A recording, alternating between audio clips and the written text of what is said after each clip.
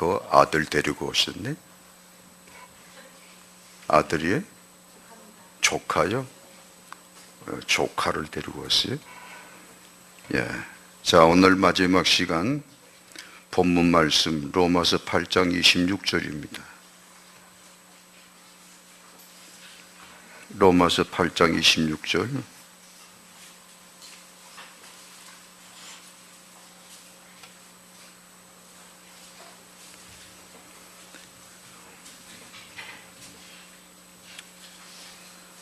조금 더듬으신 분은 옆에서 빨리빨리 도와주십시오. 성경을 찾도록. 로마서 8장 26절 말씀 다 같이 읽겠습니다. 봉독하십시다. 이와 같이 성령도 우리의 연약함을 도우시나니 우리는 마땅히 기도할 바를 알지 못하나 오직 성령이 말할 수 없는 탄식으로 우리를 위하여 친히 간구하시느니라. 아멘. 다시 한번 봉독하십시다. 이와 같이 성령도 우리의 연약함을 도우시나니 우리는 마땅히 기도할 바를 알지 못하나 오직 성령이 말할 수 없는 탄식으로 우리를 위하여 친히 간구하시느니라. 아멘.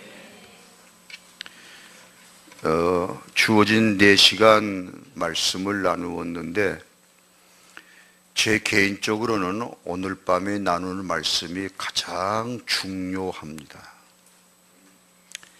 그리고 오늘 밤에 나누는 말씀만 잘 받으셔도 옥토에 떨어진 씨앗처럼 오늘 밤에 주시는 말씀만 잘 받으셔도 여러분의 삶이 놀랍게 변화되고 풍성하게 될 것입니다. 개인과 가정과 하시는 사역들 위에 기름진 열매들이 풍성히 맺게 될 것입니다. 그런 기대를 가지시고 말씀에 마음을 열고 받으십시오. 특이한 사연이 있었습니다. 말할 수 없는 탄식이란 제목으로 로마서 8장 26절 말씀을 여러 번 설교했습니다. 묵상하고 가르치고 설교했고, 그래서 주어진 원고도 있고요. 그런데 이번 집회 인도를 약속하고 4가지 주제 말씀을 주셨고, 그 4가지 주제 말씀 여기 다 있잖아요. 다시 새롭게 설교를 다시 쓰는 마음으로 새롭게 묵상하면서 제가 은혜를 많이 받았습니다. 그런 중에 오늘 밤에 나누는 말씀은 더 특별했습니다. 최근에 며칠 사이에 오늘 주신 말씀을 가지고 제가 지금 살고 있어요. 제 개인적으로 너무 좋았어. 너무 감사해서 이제 말씀드리겠지만, 그리고 이 말씀을 계속 묵상하면서 오늘 또 다시 묵상하고 하는데 갑자기 1시간 전에 말씀을 다시 정리하라는 감동이 와서 1시간 전에 쓴 설교 노트입니다. 이게 갓 지은 찐빵입니다. 이런 일 처음이에요. 지금 내가 목사님 하나님 무지개 사랑하신가 봐. 아니 정말 이게 처음입니다. 제 평생에 설교 예배 시간 직전에 6시부터 5시 반부터 이 설교를 다시 쓰기 시작했어요. 5시 반부터. 그래가지고 좀 나온 겁니다. 얼마나 감사한지. 잠언에 합당한 말씀은 은쟁반의 금사과가 같다는 말씀이 있는데, 그만큼 좋다는 거죠. 하나님이 기뻐하시는 말씀은 그만큼 소중하고 존귀하고 아름답다는 거죠. 은쟁반의 금사과 같은 말씀입니다. 오늘 말씀이 바로 그래요. 제가 볼 때 그래요. 저 혼자 좋아서. 여러분은 어떨지 모르겠습니다만, 오늘 저녁에 제 한 사람이 특별히 집회 인도도 하고 피곤하니까 특식을 만든다고 전복죽을 쓰대요. 그래서 이제 설교를 불이 나게 정리하고 식탁에 앉아서 전복죽을 먹은데 왜 그렇게 맛있는지 지금까지 먹어본 중에 제일 맛있어 그랬어요. 진짜로.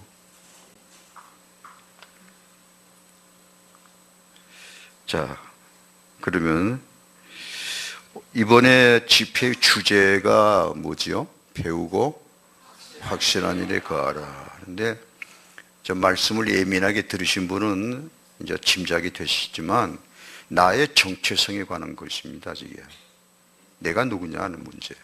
과연 은혜 받았느냐? 그렇게 시작했죠. 또 은혜 받은 나에게 여러 가지 문제가 있는데 그 문제들이 뭐냐 그것이요. 분명히 은혜 받았고 구원 받았는데도 문제가 있다.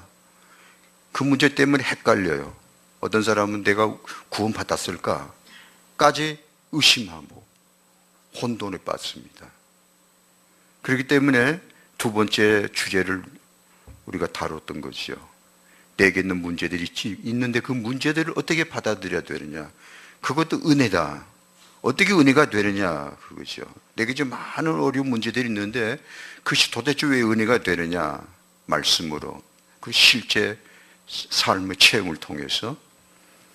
그리고 어제 밤에 우리가 하나님의 은혜 안에 살면서 또한 실제 우리의 현실은 내 모습은 작고 약하다는 문제 때문에 우리는 많은 좌절을 받고 그리고 그로 인해서 많은 문제들을 지니고 삽니다. 실패라는 거 얼마나 슬픈 일입니까? 뭐가 안 된다는 것 비극이죠. 바로 그런 현실의 문제. 세상 사람처럼 뭐 가진 것도 많고 뭐 능력이 탁월해서 요즘에 교회에서까지 그런 용어를 쓰대요. 탁월한 리더십이라. 도대체 탁월한 리더십을 몇 사람이나 갖고 있겠습니까? 그런 말을 하면 그런 탁월한 리더십이 없는 성도들은 어떻게 하라는 겁니까? 바로 그런 현실. 작고 약한 많은 성도들에게 소망을 줘야 되는데 실제로 되는 길이 뭔가에 대해서 어젯밤에 말씀을 나누었던 것입니다. 그리고 이제 오늘 밤에 마지막으로 나누는 말씀은 성령님과의 관계에서 나의 모습입니다.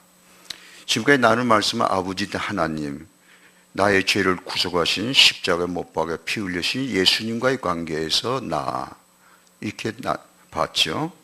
그리고 오늘 밤에는 오늘 본문에도 성령님에 대한 말씀이 나옵니다. 성령님과의 관계에서 나의 모습, 나의 삶은 어떠해야 되는가에 대해서 오늘 말씀을 나누는 것입니다. 바울 사도께서 성령님과의 관계된 우리들, 성도의 삶에 대해서 성도란 어떤 사람이냐에 대해서 바울 사도가 정의하셨는데 제가 볼 때는 그것이 정확하고 올바른 정의라고 봐요. 갈라디아 5장 25절 말씀인데 이게 성령과 성도의 관계에 있어서 핵심적인 말씀입니다. 성령으로 살고 성령으로 행하는 사람이 곧 성도다. 하나님의 자녀다. 이렇게 정의했습니다. 아멘 안 나오시죠? 뭔가 아직 감이 안 가니까. 그게 어쩌다는 거예요. 그게 뭐가 대단하다고.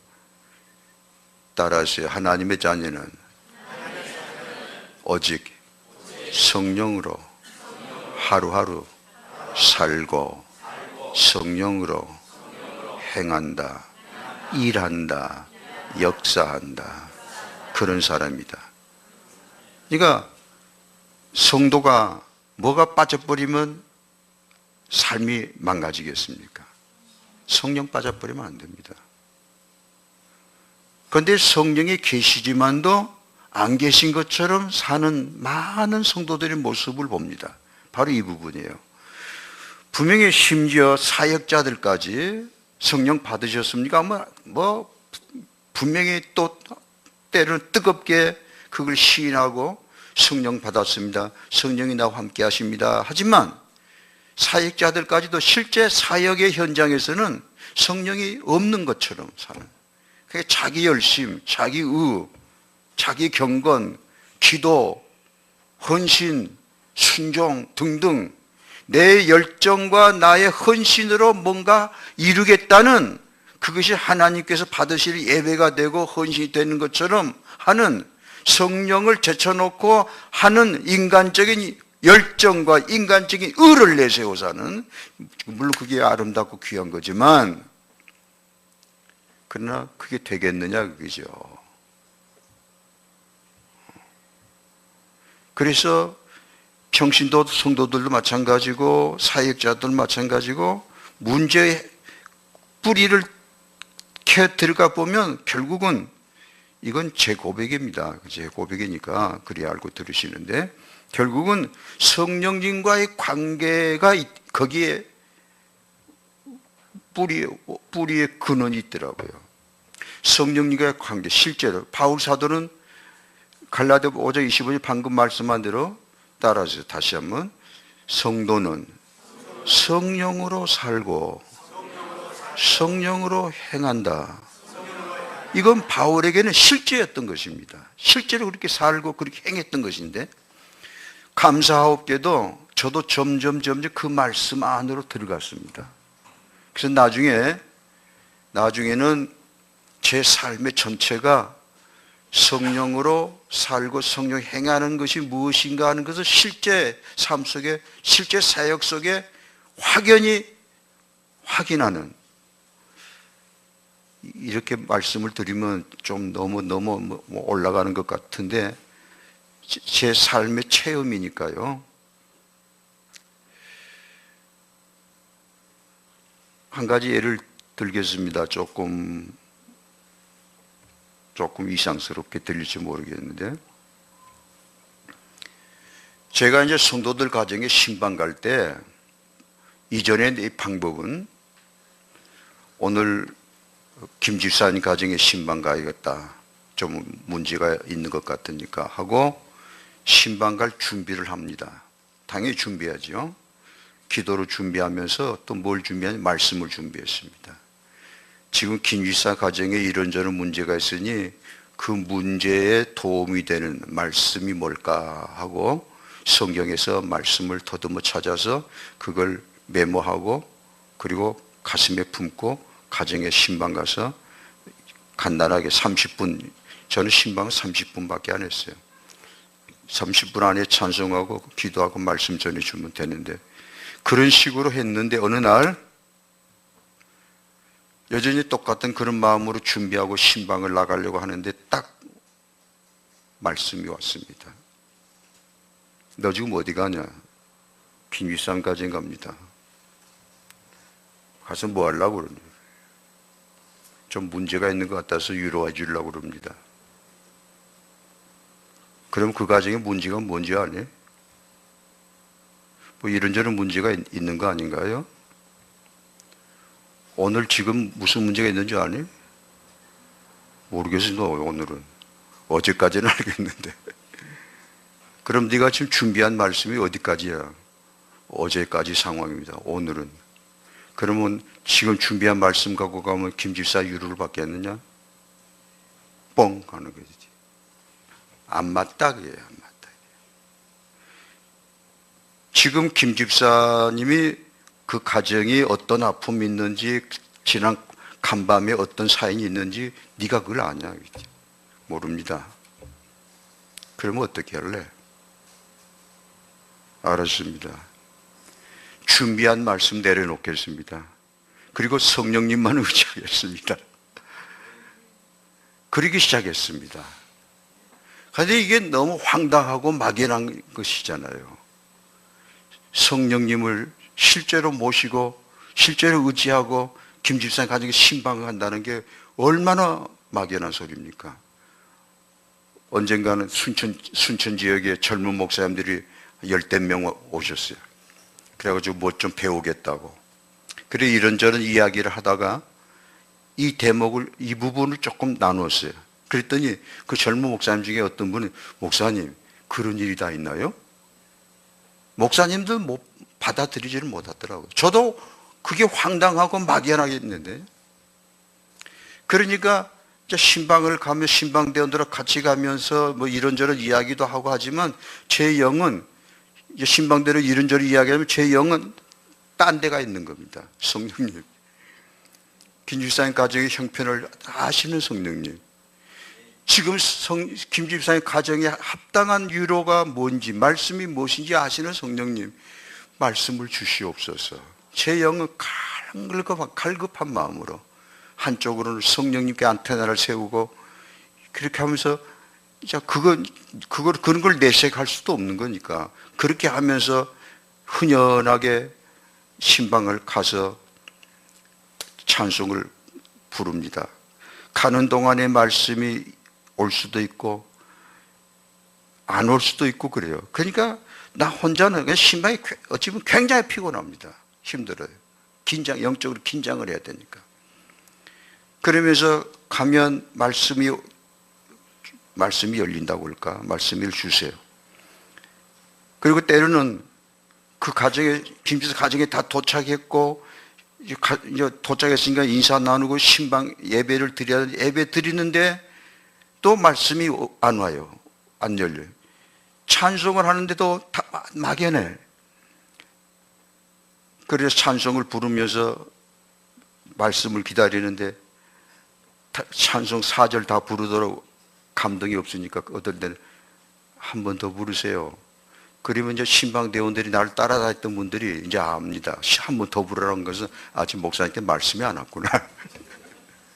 그래서 간절히 또 기도하고 찬송들을 불러요. 그러면 말씀이 뭔가 와요. 이거 참 황당한 소리죠. 그 뭔 놈의 소리다냐.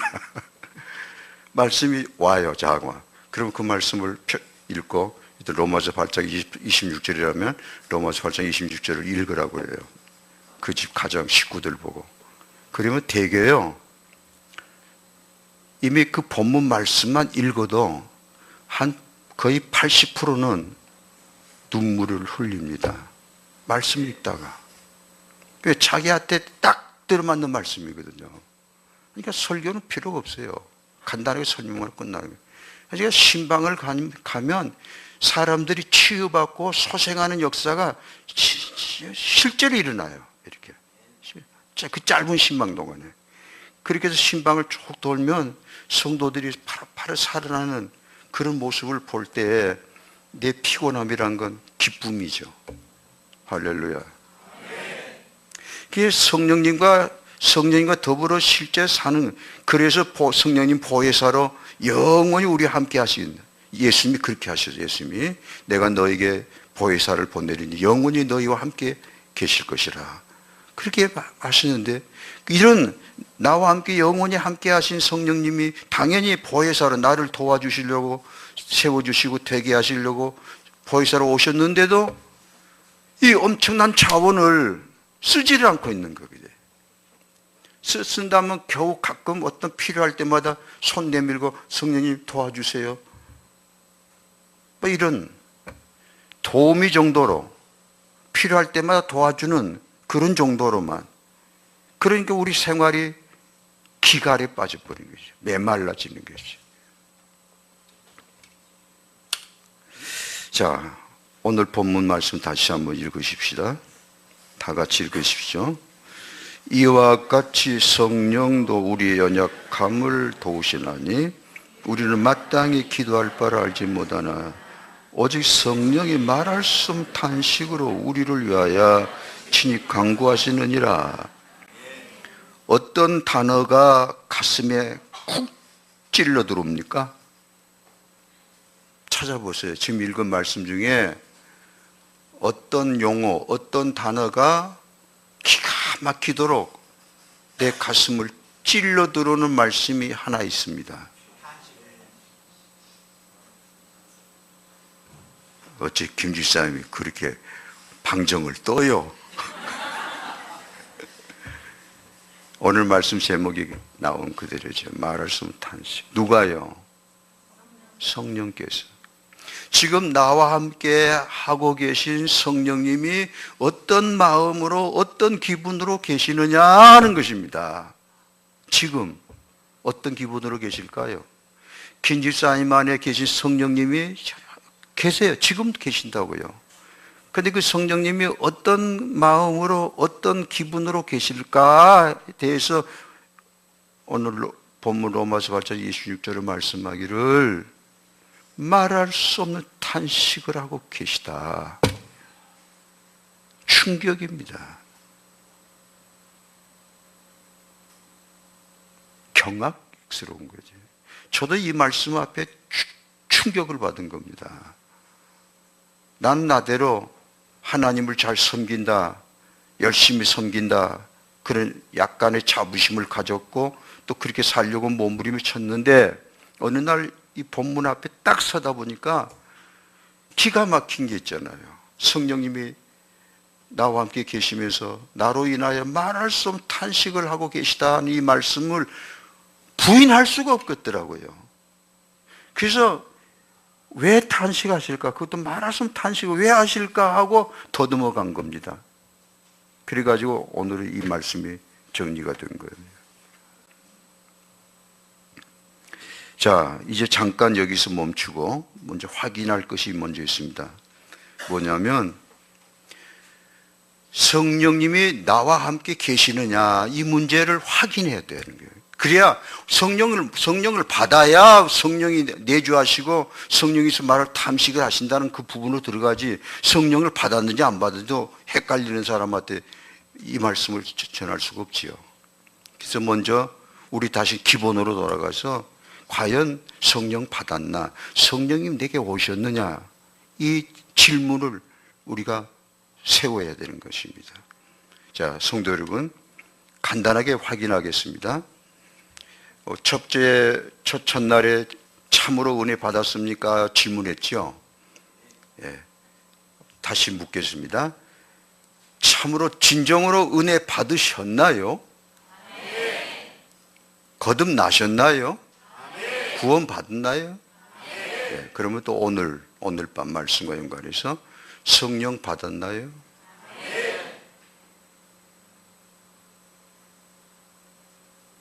정말로 축하드립니다.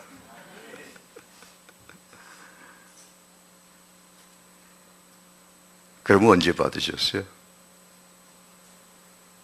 성령 언제 받으셨냐고. 이제 각기 다르겠죠. 이에 대해서 사도행전 19장 2절에 사도 바울이 묻는 말씀이 나와요.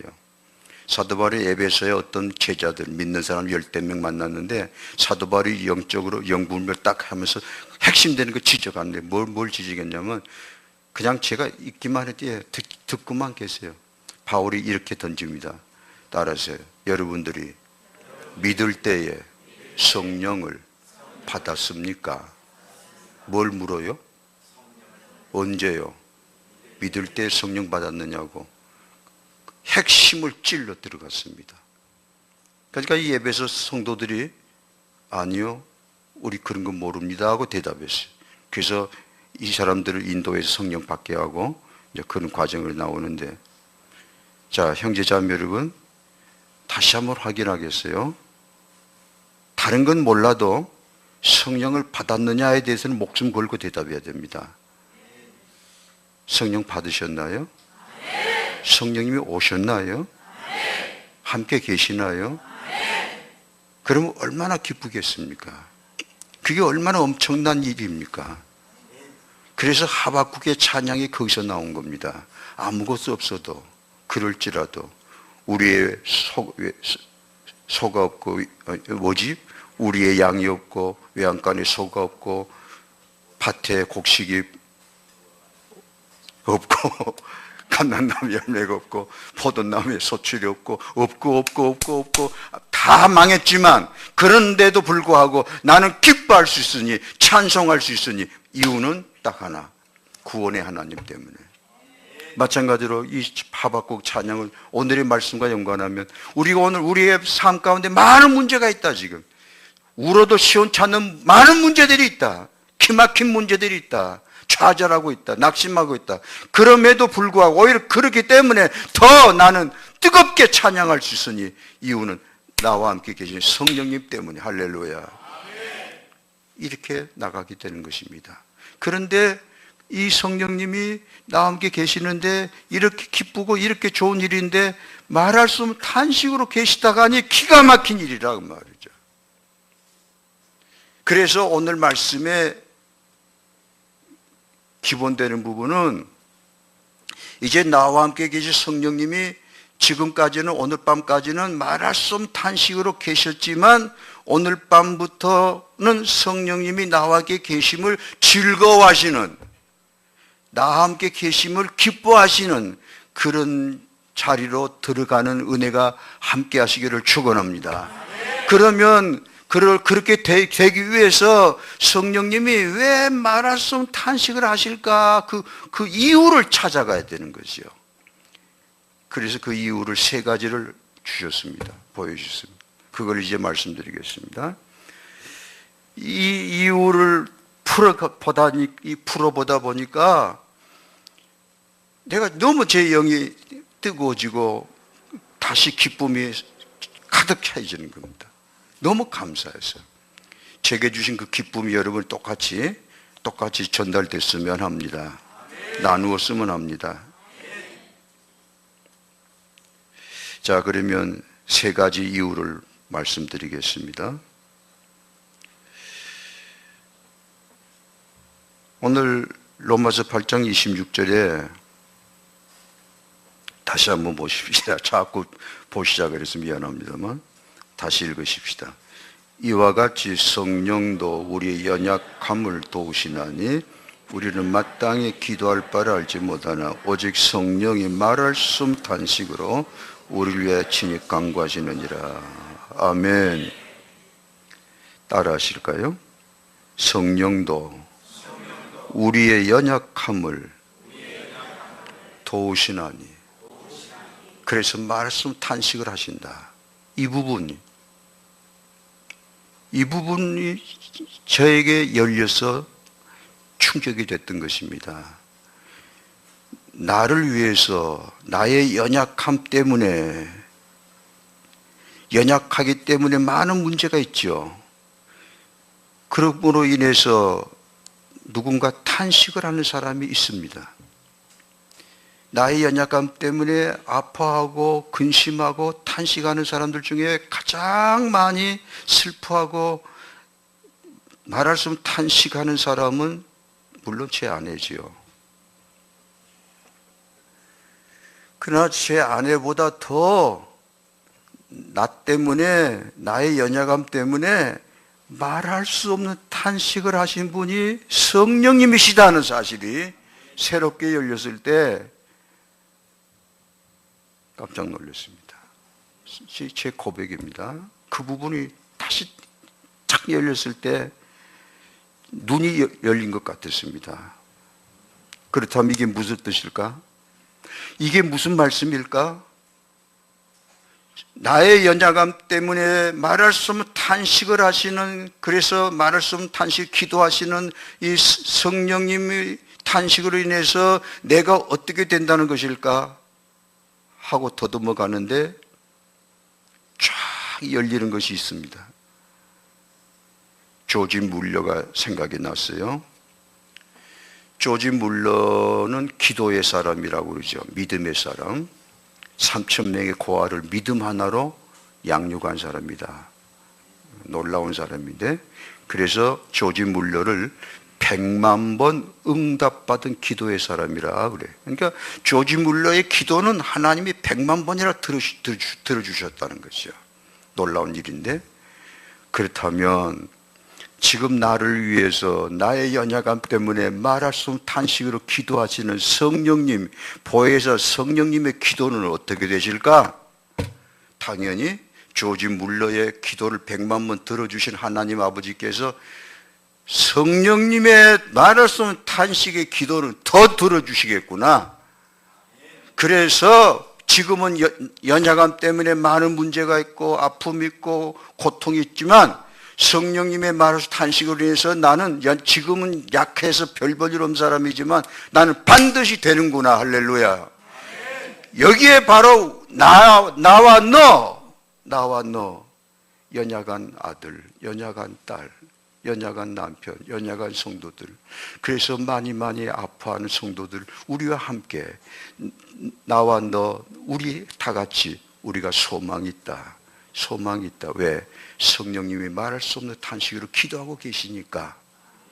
바로 이 부분이 열렸던 겁니다. 그게 어떻게 감사한지, 그게 실제니까. 이 성령님 말할 수 없는 탄식이 왜 응답을 받습니까? 세 가지 이유가 있습니다. 첫째는 성령님은 누구십니까? 삼위일체 하나님이십니다. 성부 하나님, 성자 하나님, 성령 하나님, 일체 되신 하나님, 성령님이 기도하시는데 성부 하나님이 안 들으시겠습니까? 그래서 반드시 응답된다는 거고, 두 번째는 성령님의 말하신 탄식의 기도는 온전한 사랑의 기도입니다. 이 사랑보다 더 큰 사랑이 이 세상에 없어요. 예수님이 십자가에 죽으신 사랑과 성령님이 말하신 탄식의 사랑은 똑같은 사랑입니다. 이 사랑의 기도를 아버지께서 왜 안 들으시겠느냐? 너무 간절한 기도를 하시니. 그 다음 세 번째는 이 부분이 또 감사했습니다. 오늘 본문 로마서 8장 26절 바로 이어서 27절을 보면요, 27절 읽어보실까요? 우리가 알거니와 아니아니다. 마음을 살피시니가 성령의 생각을 하시나니 이는 성령이 하나님의 뜻대로 성도를 위하여 간구하심이니라. 아멘. 성령님이 어떤 기도를 하신다고요? 나를 위해서 하나님 뜻대로 간구하시는 기도니까 100% 응답받는 기도라는 거죠. 요한일서 5장 14절 15절 우리의 담대함이 이것이니 우리가 하나님 뜻대로 구하면 무엇이든지 들으심이라. 들으심을 안즉 또한 받은 줄로 안다 했던 그 고백처럼 이 로마서 8장 27절에 성령께서 나를 위해서 말하는 탄식으로 기도하시는데 그 기도는 바로 하나님 뜻대로 하나님 뜻에 맞춰서 하는 기도니까 100% 응답받는 기도다. 그러니 나는 반드시 된다. 왜? 나와 함께 계신 성령님이 나를 위해서 말할 수 없는 탄식을 하고 계시니까. 할렐루야. 마음이 격동이 됩니다. 그렇다. 지금 내 아들이 심란하다. 좀 현실적인 이야기 할게요. 제 막내 사위가 또 목사인데, 아들도 목사고 막내 사위도 목사인데요. 제 막내 딸도 신대원에 있고 지금 개척 준비하고 있습니다. 강주에서 개척하려고. 그런데 여러 가지 어려움이 많아요. 실제로 해보려고 하니까. 그래서 참 안타깝고 안쓰럽고 마음이 아프고 진짜 생각하면 좀 마음이 무거워지고 좀 그런 게 있어요. 그런 요즘에 지금 그런 상황에 있습니다. 그런 상황에 오늘 말씀하고 딱 연결해서 묶어 놓으니까 제 막내 사위의 모습 속에 성령님이 저도 말씀 탄식으로 기도하겠지만 또 막내 딸도 그러고 제 한 사람도 사위에서 기도하고 또 여러 사람 하겠죠. 그런데 그 중에서도 누구보다도 말씀 탄식으로 내 막내 사위를 위해서 기도하고 그 개척 준비를 위해서 기도하시는 분이 계시는데 성령님이시구나. 성령님이 지금 말할 수 내 사위의 그 아픔을 다 보듬고 내 사이의 슬픔을 다 보듬고 탄식을 보듬고 성령님께서 내 사랑하는 사이를 위해서 말할 수 없는 탄식 기도하고 계시구나. 할렐루야. 그게 들어오는데 되겠다. 앞으로 잘 되겠구나. 네 믿음대로 될지어다. 이 말씀을 딱 잡으시라고 말이에요. 이 말씀 여러분을 사랑하는 사람한테 딱 붙여두세요. 아이야, 너무 근심하지 말자. 보혜사 성령님이 너를 위해서 말했으면 탄식을 하고 기도하고 계신 걸 오늘 밤에 들었다. 그 성령님의 기도대로 될 거다. 너는 반드시 잘 될 거다. 이런 큰 소망이 쫙 열리잖아요. 이런 말을 해서 참 안 됐지만 할 수 없이 드리겠는데, 주사랑 성교교회에 와서 목사님하고 전화 받고부터 시작해서요, 좀 목사님 미안합니다. 그럼 마음이 지독히 아프더라고. 웬일인지 모르겠어. 그리고 와서 보니까 여러분들 열심히 있고 찬송도 뜨겁게 부르지만 다 눈물이야. 여기야. 다 눈물방울이야 지금. 그런 이 아픔들이 굉장히 많은 사람들이에요. 교회 자체도 그렇고 목사님도 그렇고 사모님도 그렇고, 또 인도에서 선교사 하다가 와서 있으니 얼마나 문제가 많을 것이야. 지금 먹을 양식도 없을 것인데 말이지. 이런저런 것들이 그냥 저는 모르지만 그냥 가슴이 아파서 이거 참 이런 곳에 내가 가는구나. 근데 오늘 말씀하고 다 또 연결시키니까 우리 주사랑 성교교회가 이름 그대로 주님을 사랑하기 위해서, 주님을 사랑하다 보니까 주님의 사랑을 전하는 교회가 되겠다고 저렇게 몸부림치고 있지만, 지금은 많은 아픔들이 있고 말 못할 눈물들이 있지만 성령님이 그걸 다 아시고 성령님은 그걸 위해서 탄식하고 계신데, 성령님이 탄식하고 그렇게 함께 계시니까 우리 주사랑 성교교회가 앞으로 사명을 감당하겠구나. 성령님께 박수 한번 크게 올릴까요?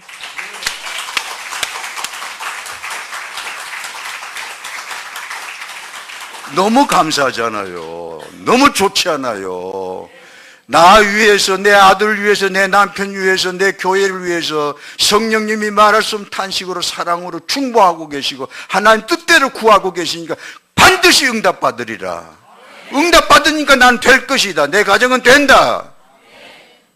담대하게 살 수 있죠. 여기까지만 들어도 오늘 오신 보람이 있어요. 이제 가세요. 이제 보따리 싸줬으니까 들고 가시면 돼. 자, 두 번째 이유, 세 가지 이유가 있다니까 또 진행하십시다. 성령님께서 말할 수 없는 탄식으로 나를 위해서 기도하시는데, 그럼 우리가 그렇잖아요. 내가 누군가를 위해서 김수함에서 기도한다고 할 때, 김수 사랑하니까 나도 말할 수 없는 탄식으로 기도할 때마다 탄식하며 아파하며 기도하는 거죠. 그때 그 기도하는 그 목적이 있단 말이지. 성령님께서 나를 위해서 말을 탄식으로 기도할 때 내가 어떻게 되기를 바라시고 저렇게 탄식하실까 하는 것입니다. 성령님이 바라시는 바가 뭘까? 내가 어떻게 되기를 원하실까? 성공하기를? 부자 되기를? 그러시면 탄식을 안 하실까? 성령님이 도대체 나의 어떤 부분을 보시고 나의 가난함 때문에, 나의 연약함 때문에 그래서 탄식을 하실까? 물론 그런 부분도 있지만 보다 더 성령님이 나를 보시고 말할 수 없는 탄식을 하시는 이유가 뭘까? 그게 뭘까? 내 삶 속에 어떤 부분을 보시고 저렇게 슬퍼하실까, 아파하실까 하니 다른 게 아니더라고요. 사도행전 11장 18절에 의하면 고넬료 집안에 성령이 오셨는데, 그 성령이 오신 것에 대해서 사도 예루살렘의 사도들과 또 장로들 앞에서 논쟁이 일어나요. 베드로 보고 왜 이방인 집에 갔냐? 그러니까 하나님께서 가락에서 갔다 오면 쭉 설명을 하는데 그 고넬료 집안에 성령이 임하셔서 고넬료 사람이 방언하고 하나님 높여요. 그걸 보고 성령이 임하신 거 알게 되는데 그 부분에 대해서 사도행전 11장 1절에는 말씀을 받았다 이렇게 표현했고 또 사도행전 11장 18절에는 생명 얻는 회개를 주셨도다. 할렐루야. 성령 받은 것을 생명 얻는 회개를 받았다, 주셨다 이렇게 표현합니다. 그러니까 성령을 받았다는 것은 회개의 영을 받았다는 거죠. 그 성령이 임한 사람은 어떤 특징이 있느냐 하면 회개하는 사람이 되는 것입니다. 성령께서 내게 오셔서 내 안에서 역사하시면서 탄식하시면서 나로 하여금 뭘 하게 하시느냐 하면 다른 거 아니에요. 회개하는 사람 만드는 겁니다. 죄를 보게 하시고 깨닫게 하시고 회개하게 하심으로 내가 회개하면 모든 문제가 풀어지기 시작합니다. 바로 그래서 성령님은 나를 사랑하셔서 내 삶을 보시고 내 삶의 어떤 죄를 보시고 그것 때문에 그렇게 지독하게 아파하시고 탄식하시는 거예요. 그리고 성령님은 내가 회개하기까지 끝까지 포기하지 않고 계속해서 마침내 회개할 때까지 진정으로 회개할 때까지 계속 탄식하면서 기도하시니까 마침내 그 성령의 기도가 응답이 될 것이고 마침내 그러므로 나도 회개하는 사람이 될 것입니다. 그러면 사는 겁니다. 회개하면 살아요.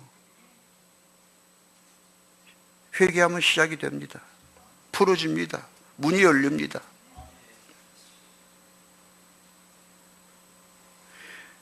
죄가 있는데 회개하지 아니하면 하나님과 나 사이에 막혀뿐다 그랬어요. 너희 죄가 하나님께로는 모든 좋은 것을 막고 있느니라. 예레미야서 5장. 너희 안에 죄악을 품으면 주께서 듣지 아니하신다. 이 부분. 그러니까 내 삶 속의 문제는 죄라는 거죠. 이것을 성령님이 보시니까 성령님 앞에 비밀이 없잖아요.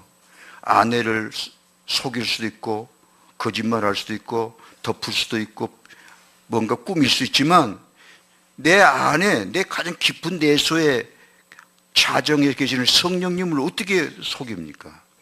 성령님 앞에 비밀이 없는 겁니다.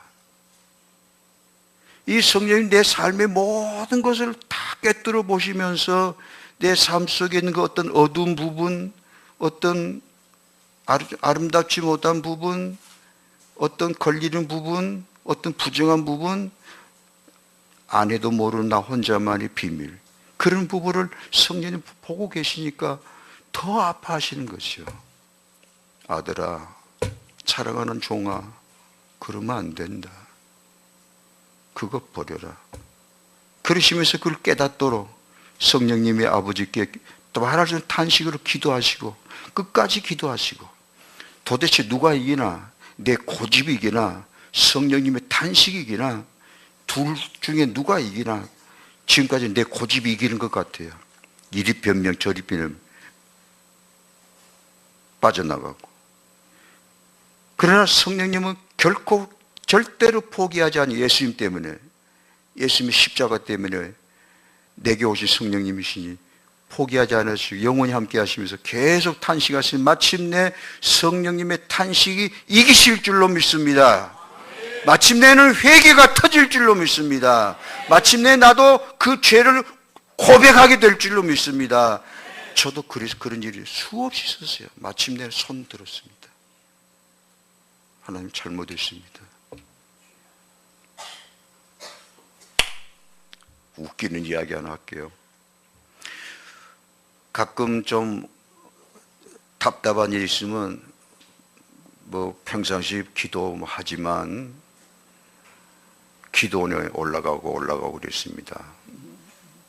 또 어떤 문제가 있어서 또 하나님 앞에 엎드려야 돼서 보따리 싸들고 기도원에 이제 가려고 이제 집을 나섰는데 그러니까 마음이 무겁죠. 마음이 무거워서 그랬겠지만 제 안 사람이 대문까지 따라 나오면서 잘 다녀오시오. 그런 아내의 말에 저는 아무 말 안 했습니다. 마음이 무거워서 그러지. 아무 말 안 하고 코대답도 안 하고 응도 안 하고, 그리고 휙 나와서 기도원에 가는 버스를 타려고 터미널 나와 앉아. 그 버스가 한 30분 후에 출발하더라고요. 그래서 그 터미널 의자에 앉아서 옆에 가방 두고 이렇게 앉아 있는데, 여기서부터 부글부글 올라오는 게 있어요.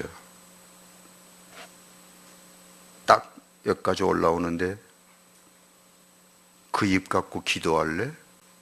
그러신 거예요. 틀렸다. 아예 틀렸어. 돌아가거라. 그 입 갖고, 그 뻣뻣한 입 갖고 뭐라고 기도할래? 와, 어찌하나. 기도 안 할 수 없고 또 기도 응답도 받아야 되겠는데 틀렸다고 우리 부르시네. 그 뻣뻣한 입으로 아내한테 코대답다는 그 입 갖고 뭐라고 기도할래? 그때는 입이 벌려지나? 어? 내 앞에 와서는 입이 벌려져? 그게 기도냐? 막 이렇게 찔러 들어오시는데 기가 막히잖아요. 너무 아프잖아요. 누가 나를 때려서 그렇게 아프겠습니까? 그걸 누가 알겠습니까? 지금 그 장면을. 성령님 외에는 모르는 것이죠. 그런데 내 안에 계신 성령님이 그걸 찌르고 들으시는 거라, 그냥. 그 입 갖고 기도할래? 그래서 일어났습니다. 가방 들고 터미널 앞에 이게 공중전화 박스가 있잖아요. 거기 가서 전화를, 그때만 해도 다이얼을 돌리는 거예요. 전화를 다이얼을 빙빙빙빙빙 돌리면 따르릉 떨어지더라고. 그리고 전화를 받더라고요. 제 한 사람이. 나요. 그러지. 깜짝 놀래가지고. 기도원 간다는 사람이 전화를 하니까 뭐 사고 난 줄 알고, 웬일이세요? 다녀오리다. 아휴, 그렇게 말이 놓고는 한숨이 나오는데, 아휴, 내가 이런 사람이다. 이렇게 깝깝한 인간이다. 그런데 하나님은 버리지 않으시는구나. 돌이켜 깨닫게 하시는구나. 또 한편으로는 한없이 서글프지만 또한 한없이 감사한 마음이 있잖아요. 하나님 감사합니다. 그래서 기도원에 들어가서 기도하고 나왔죠. 뭔가 내 삶 속에 우리는 이런 문제 저런 문제 있다고 생각하거든요. 몸이 아프다, 뭐 누구 때문에 뭐. 아니 근데 성령님 그게 그런 게 문제가 아니라 죄라. 이거. 너 그 입 갖고 기도할래? 그걸 지시해 가신 거죠. 그리고 회개시키시는 성령님. 아, 감사합니다. 그럼 오늘 밤에 어떻게 할까? 오늘 밤이 바로 해야 될 일이 있어요. 따라하세요. 성령님, 오늘 밤에 지금 내가 회개할 것이 무엇인지 확실하게 선명하게 보여주세요. 제가 회개하겠습니다. 야, 이 녀석아, 또 미끄러지게 빠져나가려고? 아닙니다. 오늘 말씀 들어보니까 이제 더 이상 도망 안 다니겠습니다. 똑바로 회개하겠사오니. 성령님 탄식하는 게 뭡니까? 도대체 어떤 문제 가지고 그러시나요? 제 삶 속에 뭐가 문제입니까? 뭘 회개해야 됩니까? 가르쳐 주시옵소서. 오늘 밤에 확실히 열어주실 줄로 믿습니다. 오늘 밤에 승리하시기를 바랍니다. 죄에서 벗어나시기를 축원합니다. 그러면 이제 문이 쫙 열릴 거예요.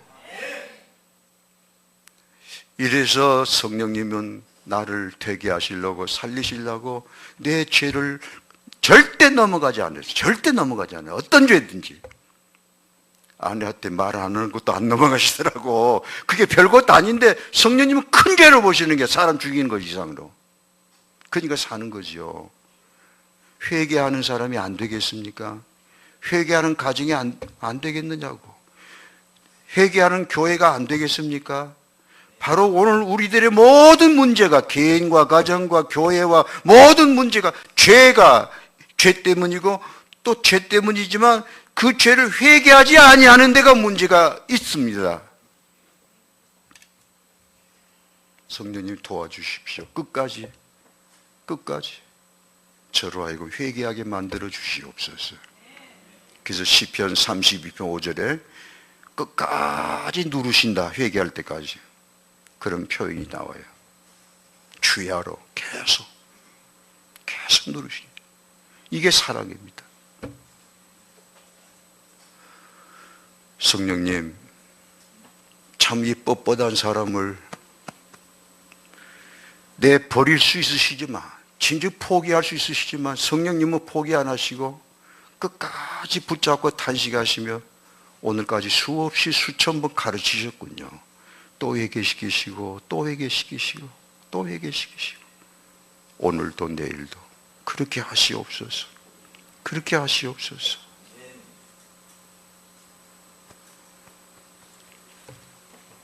마지막 세 번째입니다. 이 세 가지 이유 중에서 제일 중요한 것이 세 번째 이유입니다. 이 부분을 놓치지 마시기를 축원합니다.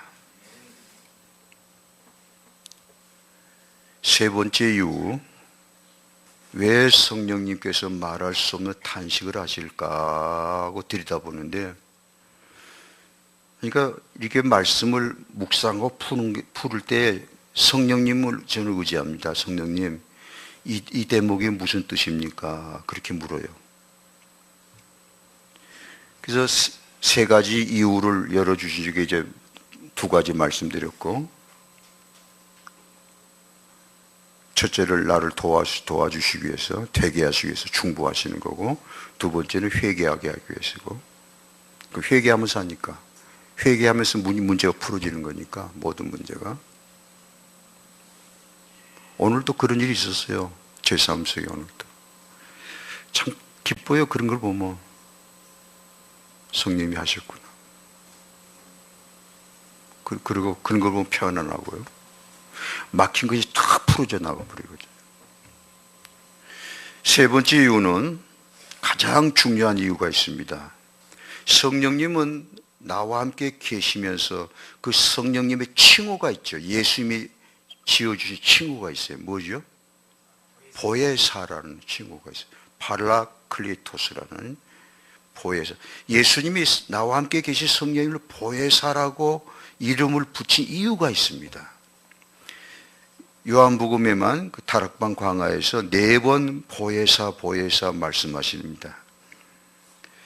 요한복음 14장 16절 절수만 적으십시오. 요한복음 14장 16절, 26절, 15장 26절, 16장 7절에 거듭 4번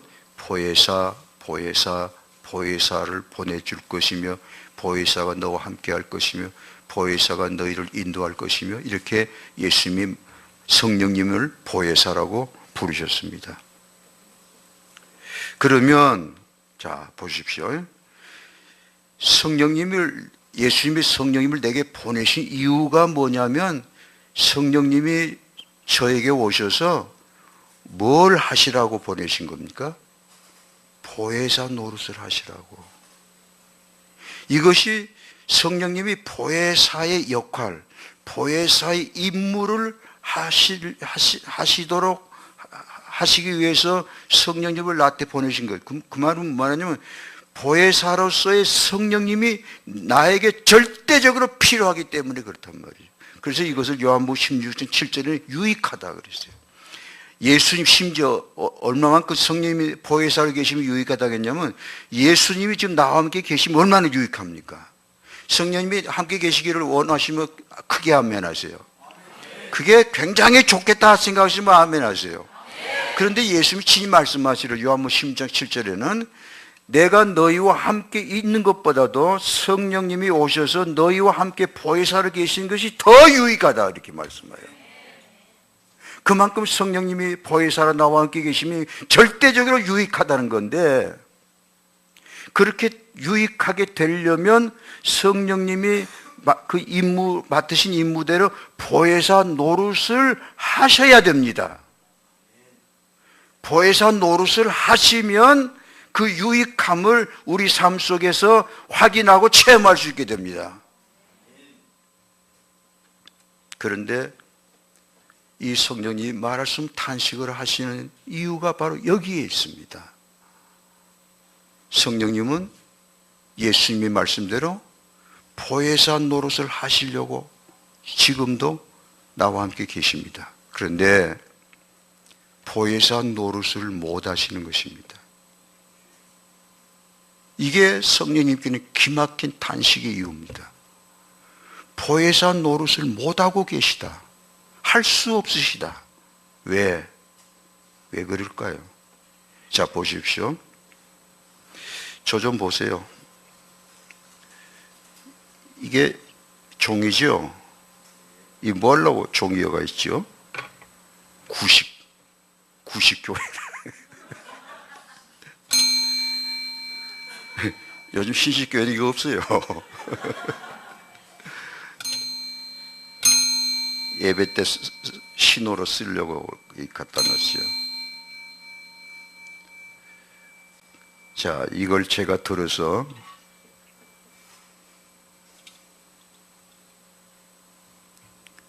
이렇게 할 수 있습니까? 없습니까? 지금 옮겨놨는데 제가 이거 하나 못 들고 있습니까? 이렇게 들고 올릴 수도 있고. 그런데 할 수 있지만 할 수 없습니다. 왜? 제 위치가 그겁니다. 제 신분이. 저는 이 집회에 강사로만 왔습니다. 그 외에는 권한이 없습니다.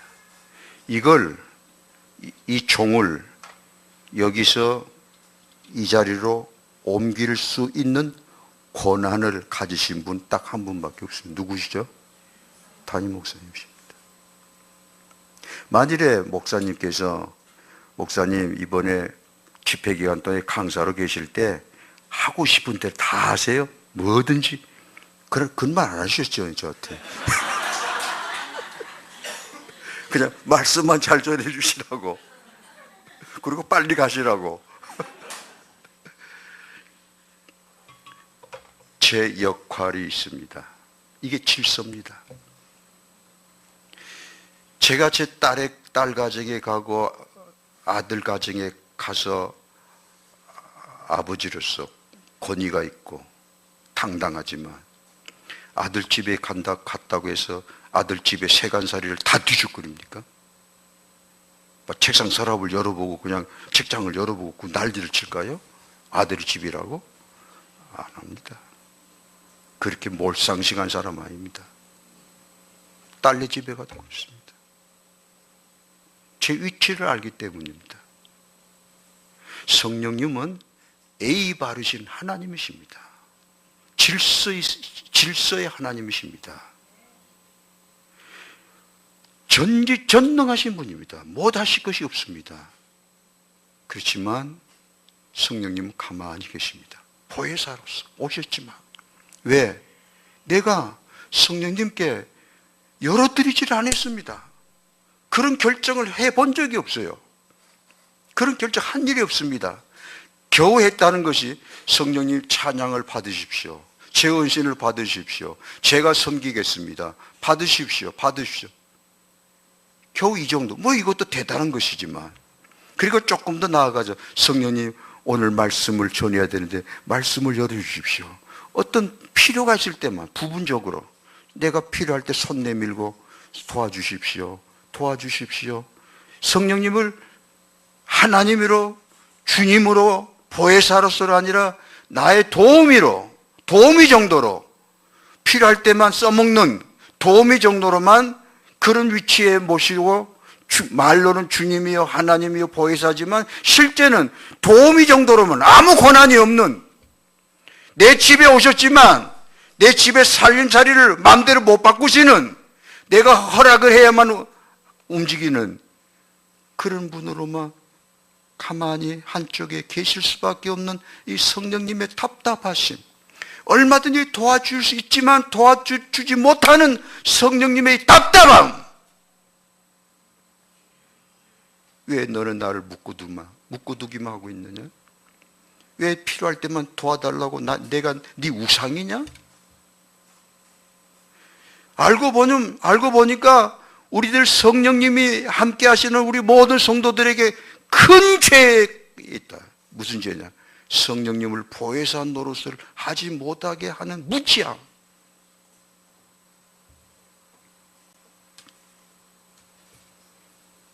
그래서 우리가 결정해야 될 가장 중요한 결정이 하나 있어요. 이걸 오늘 밤에 꼭 하셔야 합니다. 뭐냐면, 잘 들으세요. 성령님을 진짜 주님으로 모시는 것입니다. 내 삶의 주관자로 모셔드리는 것입니다. 이거 결정적으로 서약을 해야 됩니다. 이건 서약을. 오늘 확실하게 오늘 밤부터 성령님, 내 삶의 전 영역을 먹고 마시는 것부터, 그래서 바울이 먹든지 마시든지 무엇을 하든지 하나님 영광을 위해서 하란 말이 바로 그 말입니다. 내 삶의 모든 영역을 성령님이 살피시고 다스리시고 주관하시고 인도해 주시옵소서. 다 열어드립니다. 주님 노릇을 하시옵소서. 바로 이 부분이, 바로 이 대목이 성령 충만이라는 부분이 열린 겁니다. 바로 이게 성령 충만이었던 것입니다.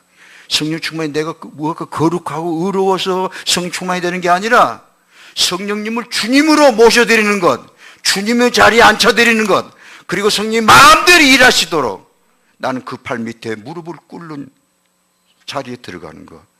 성령 오늘 밤부터 주님으로서 주관하시옵소서 라고 모셔드리는 것, 이것이 바로 성령 충만입니다.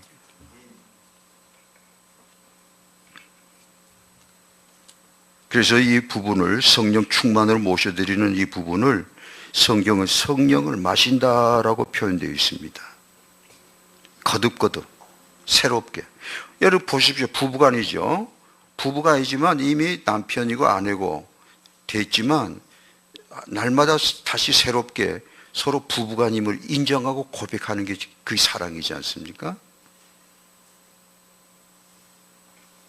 그래서 성령님 나와 함께 계심을 날마다 새롭게, 매일 맨 처음 하루 일과를 시작하기 전에 제일 먼저 할 일은, 저는 두 손 들고 합니다만, 성령님 오늘 저의 삶을 주관하시옵소서, 다스리시옵소서, 인도하시옵소서, 열매를 맺게 하시고 은사를 나타내 주시옵소서. 다 드립니다.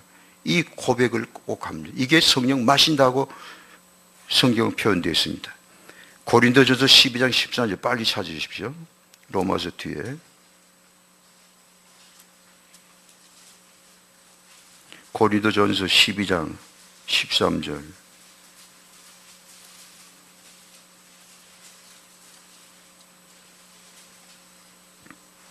찾으셨습니까? 예. 고린도전서 12장 13절. 자, 읽으십시다. 우리가 유대인이나 헬라인이나 종이나 자유인이나 다 한 성령으로 세례를 받아 한 몸이 되었고 또 한 성령을 마시게 하셨느니라. 두 가지 진리가 있어요. 성령 세례가 뭐냐? 거듭나는 게 성령 세례라는 거지. 여기에 보면 거듭난 때 성령을 세례 받아서 한 몸이 됐고 거듭나는 거예요. 그리고 성령 오시는 거죠. 성령 오시는데 그 성령을 마신다. 새롭게. 마신다는 용어를 왜 마신다고 했나? 마시는 거 하루에도 몇 번 하지요. 또 마시고 또 마시고. 오늘도 몇 번 마셨잖아요, 물을. 저는 성령을 날마다 하루에도 몇 번씩 맞이해드리는, 마시는 것처럼 또 맞이하고 또 맞이하는, 시인하고 고백하는 것. 그게 성령 충만이라는 것이죠. 자, 요한복음 7장으로 건너갑니다. 예수님이 직접 하신 말씀, 성령 마시는 부분에서 요한복음 7장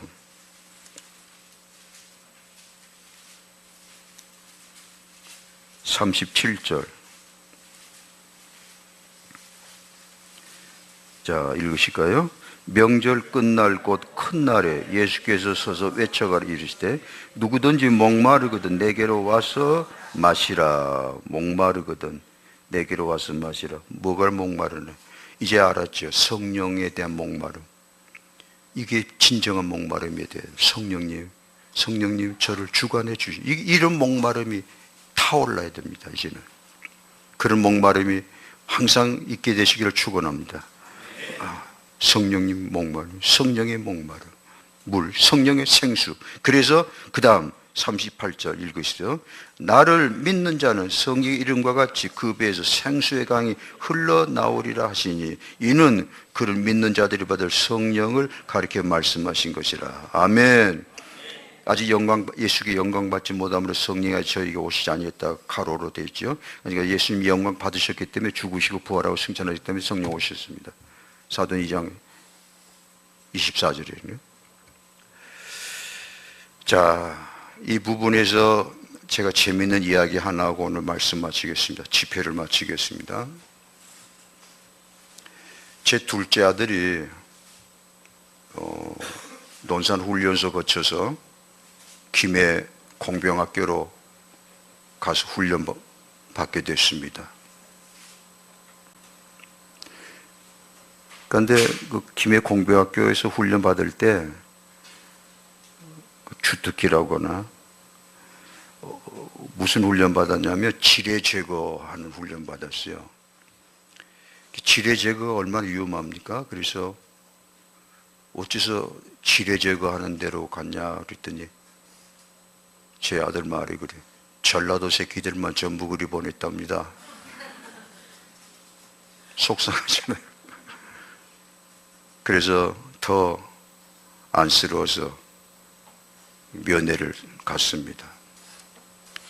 제 아내하고. 그런데 여기서 김해까지 한 4시간 그 학교까지 가는. 학교에 도착해서 제 아들 만나는 시간을 기다리고 있는데 화장실이 가게 됐어요. 그래서 화장실에 가서 일을 보고 오려고 갔는데 제가 서 있는 자리에 바로 앞에 그 깨끗하대요, 환경들이. 그 화장실 벽이 하얗게 아주 정갈하게 이렇게 돼 있더라고요. 근데 하필이면 내가 서 있는 자리 바로 맞은편 벽에 뭔 글씨가 써졌더라고요. 뭔 글씨 뭐냐 하고 이렇게 눈여겨보는데 그 글씨를 읽는 순간 가슴이 쿵 하는 게 돼요. 무슨 글씨였는가 하면 다니엘 읽은 벽산 글씨처럼 메네메네 대게를 우바르신 비슷한 사건이 생각날 정도로 충격이 됐는데 어떤 내용이냐면 들어보십시오. 흐르는 강물 복판에 서서 목마른 자는 누구냐?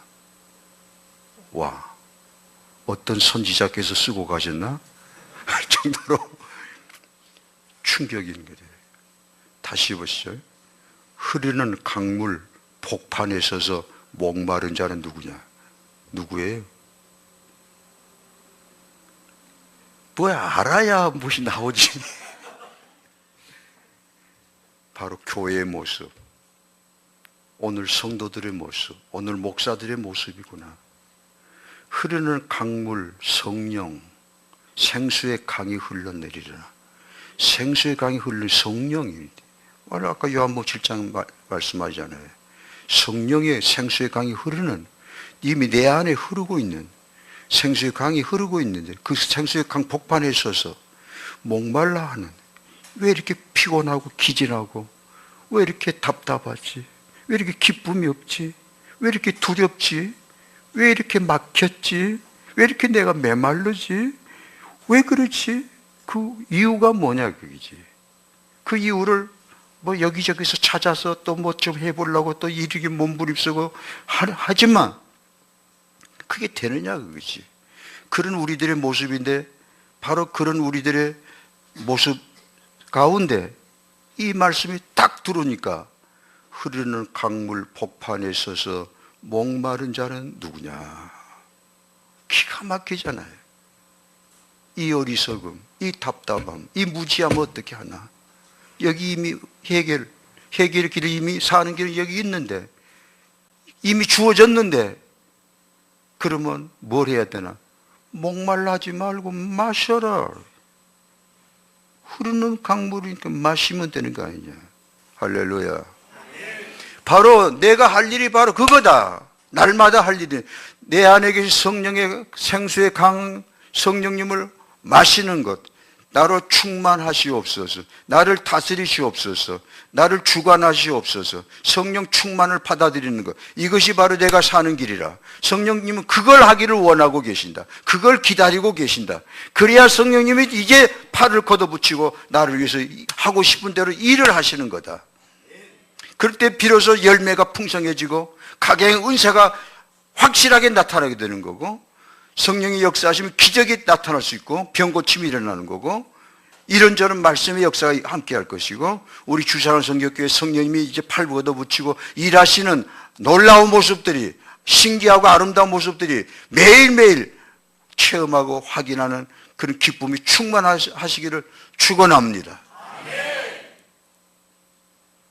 자, 돌아가세요. 자, 이제 결단의 기도를 하겠습니다.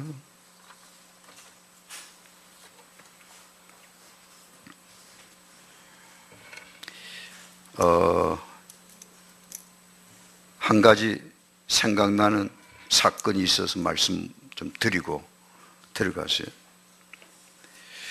제가 섬겼던 그 교회에 모범되는 집사님이 한 분 계셨습니다. 3대 신앙, 할아버지 때부터 교회를 섬겼던 특별한 가정에 그 집사님은 초등학교 교사였습니다. 아주 똑바르신 분이에요. 예의 바르고 흠 잡을 데 없는 집사님이에요. 11조하고 새벽 예배 드리고 교회 봉사하고 주일 성수로 두말할 거 없고. 그런데 뭔가 비어있는 것 같은, 뭔가 알맹이가 빠진 것 같은 무엇이 그렇게 느껴지는 거예요, 제가. 근데 그걸 말로 표현을 못 하겠어요. 그래서 자꾸 그런 느낌을 성령이 주시니까 이게 뭘까? 그분을 볼 때마다 보기에는 아무 문제가 없게 보이는 그 집사님이고, 참 대단하게, 참 모범적인 집사님인데, 참 목사에게 큰 힘이 되는 집사님인데, 그런데도 뭔가 무엇이 중요한 부분이 빠져 있는 것 같은 그 어떤 느낌을 떨쳐버릴 수가 없었습니다. 그래서 제 영도 그걸 탄식으로 받아들이고 나 혼자서만 그 품고 신음하고 하는 가운데 어느 날 그 집사님 불렀어요. 황 집사님인데, 집사님 좀 오십시오. 만나십시다. 그래서 단둘이 만났습니다. 그리고 만나서 제가 종이 한 장을 줬어요. 백지를. 자, 집사님, 이 종이를 보십시오. 그림이 있습니다. 그리고 제가 그림을 그려줬다고요. 어떤 그림이냐면 버스 그림이에요. 보입니까? 버스가 보입니까?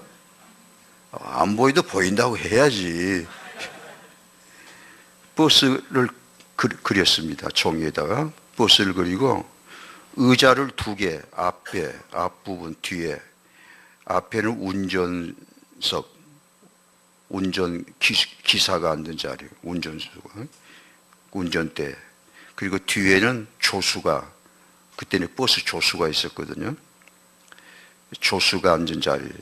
그리고 의자를 2개를 그려놓고 그 집사님한테 이렇게 말했습니다. 집사님, 이 종이 집에 가지고 가셔서, 이 버스는 집사님 인생 버스입니다. 바로 집사님입니다. 이 버스 안에, 이 집사님의 인생 버스 안에 운전석에 운전대를 잡고 있는 분이 집사님인지 예수님인지, 그리고 조수석에는 누가 앉아 있는지, 예수님인지 집사님인지 집에 가서 그려보세요. 더 이상 설명 안 하고 그렇게만 하고 종이 줬어요. 가지고 가더라고요.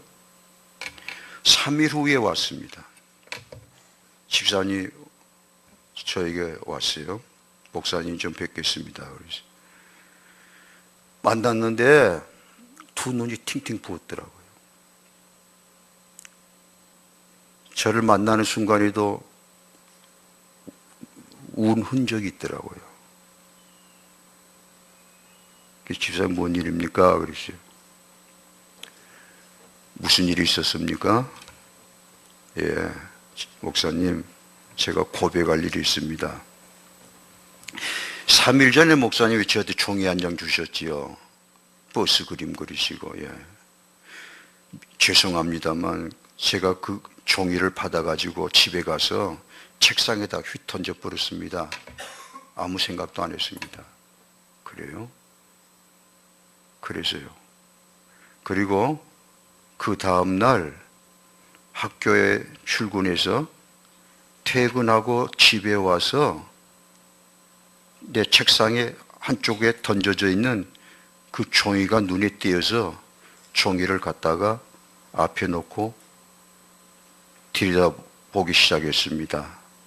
그리고 목사님 말씀이 생각났습니다. 이 그림 버스, 이 그림은 황 집사님 인생 버스라. 운전대를 잡은 운전석에 누가 있는가 그래라. 예수님인가 황 집사인가. 조수석에는 누가 있나? 예수님과 황 집사인가. 말씀이 생각나면서 점점 제 마음이 심각해졌습니다. 그리고 펜을 들어서 표시를 하려고 했습니다. 운전석에 당연히 예수님이 앉아 계시는 표시를 하려고 했는데 표시가 안 됐습니다. 결코 내 황집사 인생버스 운전대를 잡고 있는 건 저였습니다. 제가 이렇게 저렇게 결정하고, 그리고 예수님은 조수였습니다. 저를 도와주는 분이었습니다. 이게 들어왔습니다. 손이 떨리기 시작했습니다. 내가 이렇게 살았구나. 그러면서 말씀하기를, 그분이, 나는 다른 사람은 이런지 저런지 회개하고 뭐 회개하고, 근데 나는 회개할 게 별로 없어서 답답했는데 그때 꽝 했습니다. 내가 큰 죄 속에 살고 있었구나. 예수님을 주님으로 부르면서도 조수석에 앉혀놓고 부려먹었구나. 가다가 타이어빵 끊으면 빵꾸 떼우세요. 빨리 떼우세요. 얼렁얼렁 떼우세요. 이렇게 예수님을 부려먹고 살았구나. 망령된 죄 속에 내가 살고, 그때 통곡이 터져서 울었습니다. 지금도 울다 왔습니다. 그리고 몇 시간 울다가 펜을 다시 잡았습니다. 그리고 그렸습니다. 운전대에다 십자가를 그었습니다. 그리고 나는 황 집사는 조수석에다가 두었습니다. 그리고 말씀했습니다. 주님, 오늘부터 제 인생 버스의 운전대를 잡아 주시옵소서. 그리고 울었습니다. 그런데 이상한 평안이 왔습니다. 그러면서 또 말을 하더라고요. 뭔 평안입니까 했더니, 그때 마침 교사 이동철이었어요. 교사가 이제 발령되는 폼인가, 교사 이동 발령을 하는, 그러니까 황 집사도 다른 데로 가야 됐어요. 그래서 그때 그런 교사 이동하는 시기였기 때문에 저에게도 기도 부탁을 했었습니다. 목사님, 집에서 출퇴근에 가까운 곳으로 발령이 나도록 기도해 주십시오. 그랬거든요. 저도 기도하고 있었는데 그 부분을 이야기하더라고요. 저에게 가장 큰 문제였던, 근심거리였던 그 문제가 바꿔졌습니다. 내게 좋은, 내게 편리한 곳으로 발령이 나게 해 주실 것이 아니라 주님 뜻대로, 주님이 필요하신 곳에, 제가 가야 할 곳, 내 주관이 아니라 예수님이 원하신 곳에, 제가 필요한 곳으로 가도록 예수님이 주관해 주시옵소서. 내 짐을 내려놓았습니다. 말할 수 없는 평안이 왔습니다. 그러면서 기뻐하는데, 그랬구나. 우리 황 집사의 모습 속에 바로 그것이었구나. 내가 미처 몰랐지만 꽃은 꽃이로되 조화였구나. 생화가 아니었구나. 이제 생화가 됐구나. 형제자매 여러분, 이제 집회를 마감하면서 내 삶의 가장 큰 문제 앞에 왔습니다. 성령님과의 관계에서. 과연 성령님은 보혜사로 여전히 계십니다. 예수님 때문에 나를 떠나지 않으시는, 구약 시가도 떠나버리셨지만, 다만 나와 함께 계시면서 성령님은 말할 수 없는 탄식으로 밤이고 낮이고 함께 하실 수밖에 없는 이 성령님의 아픔을 어떻게 하겠는가? 계속해서 그러시라고만 놔둬야 되는 건지, 아니면 이 성령님의 말을 탄식을 풀어드려야 될 것인지. 성령님, 이제 탄식만 하지 마시고 일하십시오. 저를 두드러 패려면 두드러 패시고, 다리를 꺾으시려면 다리를 확 꺾으시고, 제가 앉아야 할 거면 앉으라고 하시고, 입 다물으면 입 다물으라 하시고, 사랑하라고 하면 사랑하게 하시고, 용서하라고 하면 용서하게 하시고, 성령님이 하고 싶은 대로 좀 하시옵소서. 그러면 성령님이 기분이 좋으셔서 그래, 마침내 내가 기다리고 기다렸던 그 시간이 왔구나. 내가 너무 기쁘도다. 이제부터 아들아, 내가 너를 위해서 일하리라.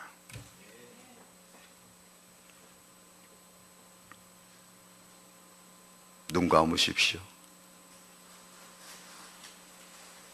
아니, 음악 틀지 마세요. 아무 소리도 하지 마세요.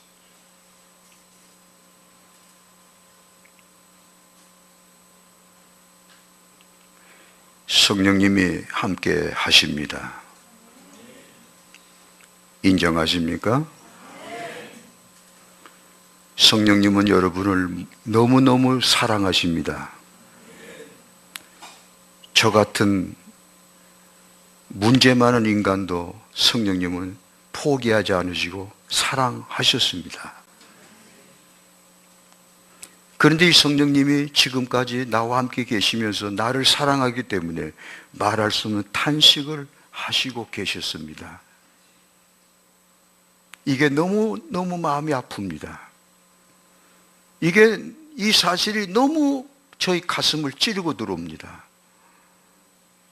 바로 이것이 내 문제의 핵심이었구나.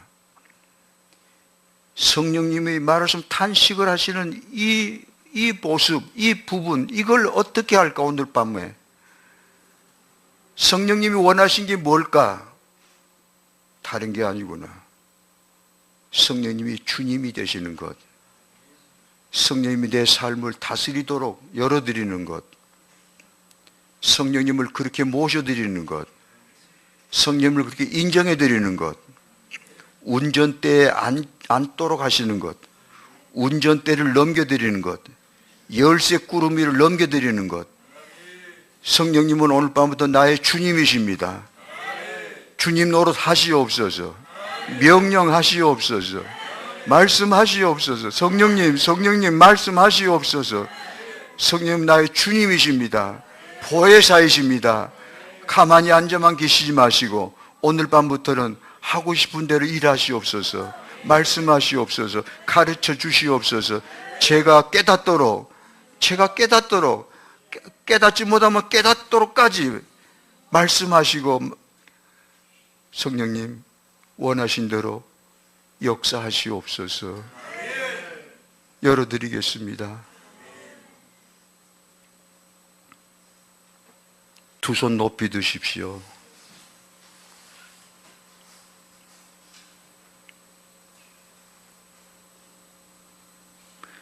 각자 1대1로 성령님 앞에 서 있습니다. 앉아 계시기가 죄송합니까? 일어서십시오.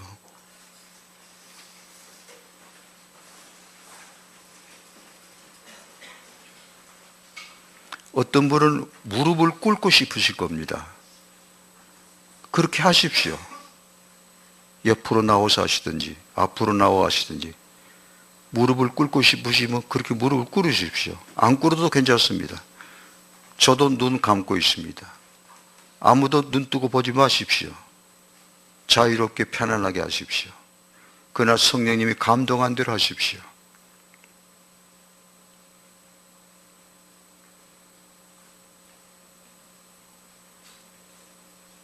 그리고 이제 말씀하겠습니다. 성령님께 고백하겠습니다. 여러분 입으로 하십시오. 여러분 가슴을 열고 하십시오. 진지하게 하십시오. 온 마음을 담아 하십시오. 애통하는 마음을 하십시오. 회개하십시오. 죄송하다고 말씀드리십시오. 제가 어리석었다고 말씀하십시오. 오늘 밤 가장 큰 문제를 깨닫게 하신 하나님, 성령님 감사합니다. 오늘 밤에 제 삶 속에 있었던 문제가 풀어지는, 뚫어지는, 열리는 하나님의 능력의 손가락이 여기 임한 것을 믿습니다. 깨닫게 하신 걸 감사합니다. 보게 하셔서 감사합니다. 시인합니다. 제가 인정합니다. 제가 진정으로 애통하며 회개합니다. 성령님 오시옵소서. 다시 임하시옵소서. 제가 마십니다. 가장 목말라 마십니다. 저에게 오시옵소서. 제가 가장 불쌍한 사람입니다. 저는 종입니다. 성령님, 저는 종입니다. 제 머리에 기름을 부어 주시옵소서. 제가 원합니다. 애통하고 원합니다. 성 이제부터 저의 삶을 주관하시고 인도하시옵소서. 저의 삶, 저의 가정, 저의 사역 전체를 열어드립니다. 성령 주관하시옵소서. 말씀하시옵소서. 저의 이 결심, 이 서약, 이 서원이 오늘 밤부터 영원히 변치 않게 하시옵소서. 제가 또다시 고집하면 이제는 가만히 보고만 계시지 마시고 꺾어 열어주시옵소서.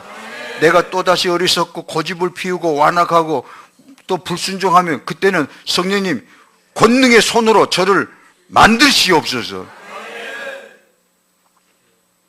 다시 이 서원의 자리에 돌아오게 해 주시옵소서.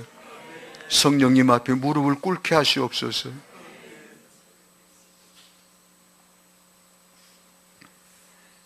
다 같이 5분 동안 통성으로 큰 소리로 하시든지 적은 소리로 하시든지 반드시 입술을 열어서 고백을 하겠습니다.